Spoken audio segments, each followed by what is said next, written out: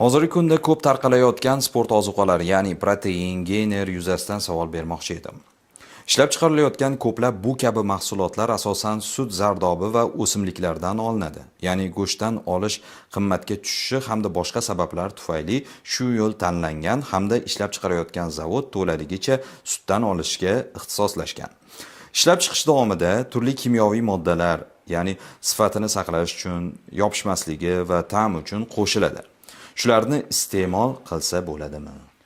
Alhamdulillah va salatu va salam ala sayyidina Rasulillah.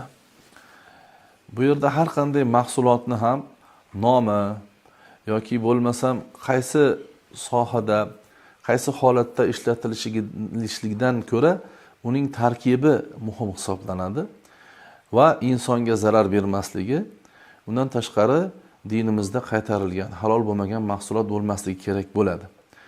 Bu yerda sut deyaptilar, masalan, sut mahsulotlaridan bo'lgan deyaptilar. Sut mahsulotlari odatda toza bo'ladi.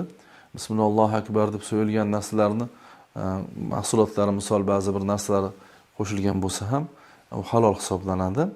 Turli kimyoviy moddalar qo'shiladi deyaptilar. Ularni ham tarkibini ko'rish kerak. Agar halol mahsulotdan qo'shilgan bo'lsa, hech qanaqa uni muammosi yo'q, faqat bu insonga zarar keltiradigan bo'lmasligi kerak. Bugungi kunda yoki bo'lmasam kelajakda ma'lum muddatdan keyin aniq zarar keltirishligi sobit bo'lsa, unda mumkin emas.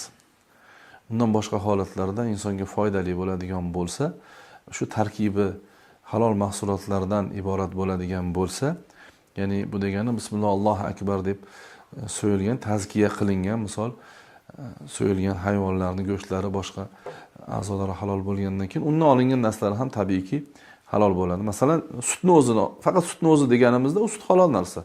Unda misol molni, misol qoramolni yoki shu echkini, qo'yni sutlari ko'proq bo'ladi.